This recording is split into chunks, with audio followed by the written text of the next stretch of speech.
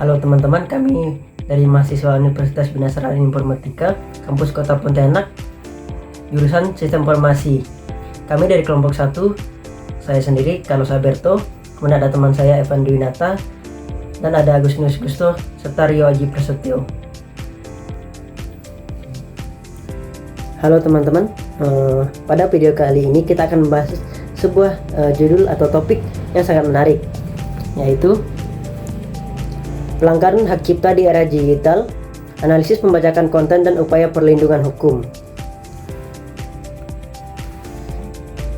Apa sih yang melatar belakangi pelanggaran hak cipta ini? Seperti yang kita ketahui, di era digital, satu klik bisa menggandakan karya seseorang. Tapi pernahkah kita berpikir apakah satu klik itu melanggar hukum?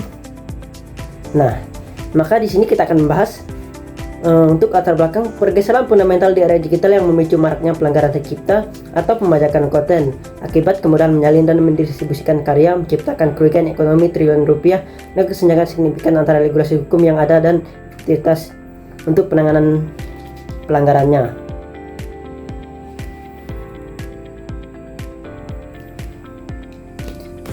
Namun di era digital yang kita ketahui sekarang, kemudian ini juga memunculkan masalah serius, yaitu maraknya pelanggaran hak cipta atau pembajakan konten. Tanpa kita disadari, praktek pembajakan telah menjadi sesuatu yang dianggap biasa, padahal dampaknya sangat besar. Di industri kreatif mengalami kerugian ekonomi hingga triliunan rupiah. Di sisi lain, meskipun regulasi hukum terkait hak cipta sudah tersedia, terdapat kesenjangan antara aturan yang tertulis dengan penerapannya di lapangan. Lemahnya penegakan hukum, rendahnya kesadaran masyarakat, serta cepatnya perkembangan teknologi menjadi tantangan besar dalam perlindungan hak cipta. Sebagaimana kita ketahui bahwa di era digital sekarang, apapun seperti contohnya film atau musik yang baru saja dirilis, bisa saja sudah terdapat versi yang lebih baru. Atau saya ambil contoh sedikit, kita singgung sedikit, yaitu seperti kita lihat bahwa sekarang ada web yang namanya Layar Kaca 21, di situ menyediakan film-film bajakan. Nah, selanjutnya kita akan membahas maksud dan tujuan dari materi kita kali ini. Tujuan utama materi ini atau video ini kita buat adalah menekankan untuk membuka mata kita bersama mengenai pentingnya menghargai karya hak cipta orang lain dengan menganalisis berbagai bentuk pelanggaran hak cipta di era digital serta mengevaluasi upaya perlindungan hukum yang ada agar kita semua memahami konsekuensi tindakan digital dan bersama-sama mendukung keberlangsungan industri kreatif.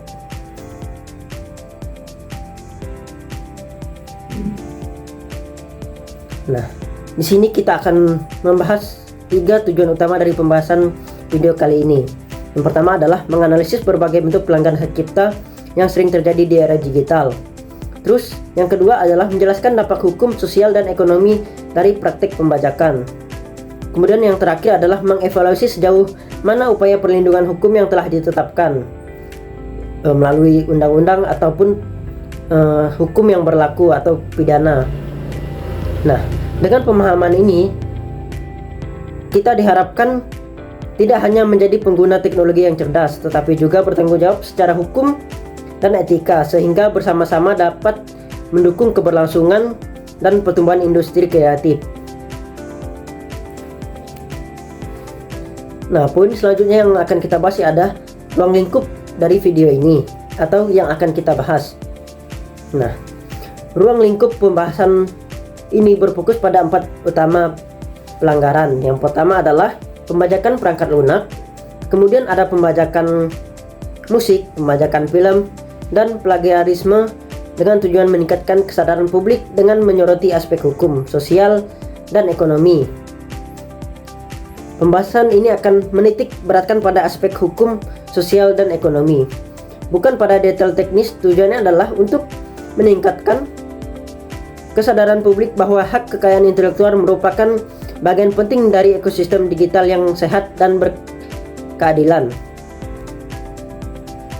Nah, dengan memahami ruang lingkup ini diharapkan kita semua dapat lebih menghargai karya, memahami batasan hukum, dan berkontribusi dalam menciptakan lingkungan digital yang lebih etis dan berkelanjutan. Menghargai karya orang lain bukan hanya soal hukum, tetapi juga masa depan kreativitas kita bersama. Oke, baik. Di sini saya akan melanjutkan pembahasan dari teman saya tadi. Di sini akan saya membahas sistematika penulisan.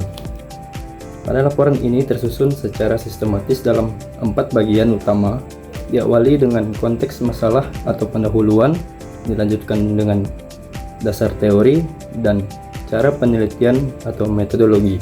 Kemudian mengulas tuntas akar masalah dan solusi atau pembahasan, dan ditutup dengan rangkuman serta rekomendasi yang berfokus pada penumbuhan apresiasi terhadap hak cipta. Yang pertama ada pendahuluan. Pada bab ini pembahasan diawali dengan pemaparan latar belakang yang menguraikan urgensi pengangkatan topik penelitian. Selanjutnya dijelaskan maksud dan tujuan penulisan pada makalah, serta ruang lingkup kajian yang ditetapkan untuk membatasi fokus pembahasan agar lebih terarah, mendalam, dan relevan. Yang kedua, ini ada kajian literatur.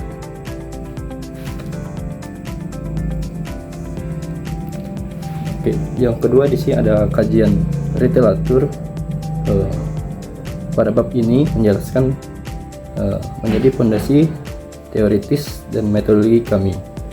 Kami memulainya dengan kajian literatur yang mengulas berbagai pengertian kunci seperti cybercrime dan cyberlaw. Dan yang ketiga ada pembahasan.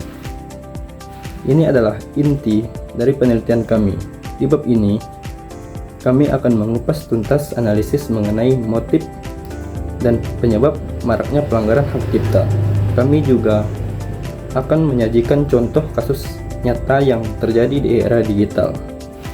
Dan yang terakhir itu adalah penutup. Dan sebagai penutup, bab ini menyajikan ringkasan atas keseluruhan pembahasan yang diuraikan. Kami akan menarik kesimpulan atas temuan-temuan yang didapat, sekaligus memberikan saran yang kami harap dapat bermanfaat bagi para kreator masyarakat dan penegak hukum lainnya.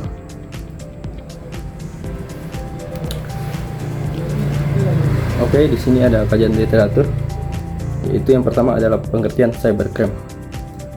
Apa itu cybercrime? Menurut Melanie, kejahatan yang dilakukan dengan memanfaatkan teknologi informasi dan komunikasi, baik sebagai alat untuk melancarkan kejahatan maupun sebagai target dari aksi ilegal itu sendiri. Sedangkan menurut Widodo, tahun 2020, kegiatan seseorang atau kelompok atau badan hukum yang menggunakan komputer sebagai fasilitas melakukan kejahatan dan sekaligus sebagai sasaran kejahatan. Pada intinya, cybercrime adalah aktivitas ilegal di dunia maya yang memanfaatkan kecanggihan teknologi untuk merugikan orang lain. Ini adalah bentuk pencurian yang tidak terlihat yang merusak kepercayaan di ruang digital. Selanjutnya ini adalah pengertian cyberlaw. Menurut Rahmadian 2023, merupakan aspek hukum yang ruang lingkupnya mencakup semua hubungan perorangan atau subjek hukum yang menggunakan teknologi internet, dimulai sejak mereka online dan memasuki dunia cyber. Sedangkan menurut Fitri tahun 2022, sampai saat ini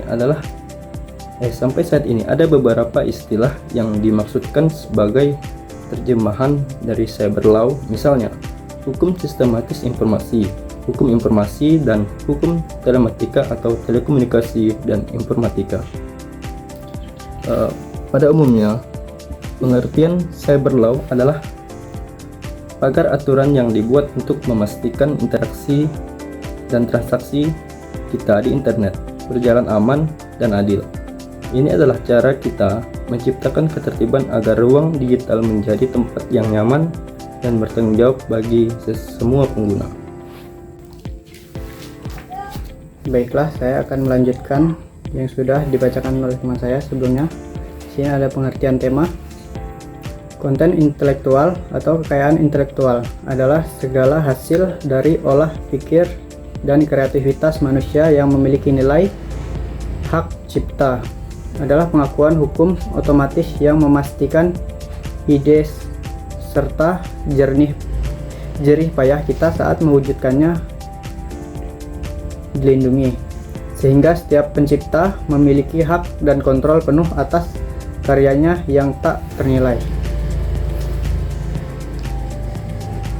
Metode penelitian dan observasi dan studi pustaka. Untuk mendapatkan gambaran yang utuh dan jujur, kami menggunakan lensa observasi digital, mengamati langsung bagaimana pembajakan konten penyebar cepat di berbagai platform yang kemudian diperkuat dengan studi pustaka mendalam terhadap undang-undang dan literatur demi menciptakan analisis yang bukan hanya valid secara hukum, tetapi juga dengan realitas dan hati nurani masyarakat. Pembahasan motif dan penyebab. Maraknya pembajakan berakar pada 3 hal: godaan gratis yang menyalahkan idealisme, kemudahan akses instan yang menaklukkan keribetan legal, dan yang terpenting, hilangnya empati yang membuat kita tidak merasa bersalah saat mengambil ide dan karya orang lain di dunia maya. Nah, baik teman-teman, di sini saya akan menjelaskan pada bagian contoh kasus. Kita dapat menyaksikan sendiri bagaimana film-film yang baru tayang hasil jerih payah ratusan kru, produser, pemain dalam hitungan jam, bahkan menit, langsung dicuri dan disebarkan secara cepat melalui grup-grup Telegram dan cuplikan di TikTok, di YouTube Short contohnya. Bukti bahwa kerugian triliunan, miliaran rupiah itu bukan angka yang abstrak, melainkan keringat yang dicuri bahkan sebelum para pencipta selesai memanen hasilnya sendiri. Nah, untuk bagian selanjutnya itu pencegahan dan penanggulangan. Untuk menghentikan laju pembajakan yang merugikan, kita perlu pendekatan yang seimbang, menuntut penegak hukum agar tegas memberikan sanksi kelanjutan kepada dalang kejahatan.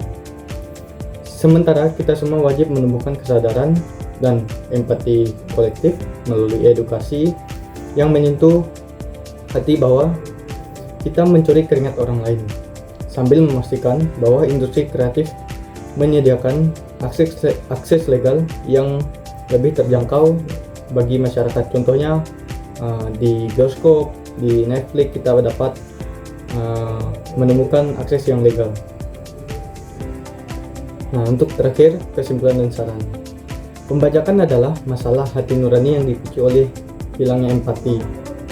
Solusi bukan hanya hukum, tetapi kolaborasi 3 pihak. Nah, di sini pemerintah harus tegas dan harus mengedukasi setiap masyarakat, termasuk para pencuri film industri. Nah, di sini industri harus membuat akses legal yang lebih terjangkau, dan kita semua wajib mengembalikan rasa hormat terhadap setiap karya ciptaan di luar negeri maupun di dalam negeri. Sekian dari video ini, mohon maaf bila ada kesalahan dan pengucapan kami yang salah. Terima kasih.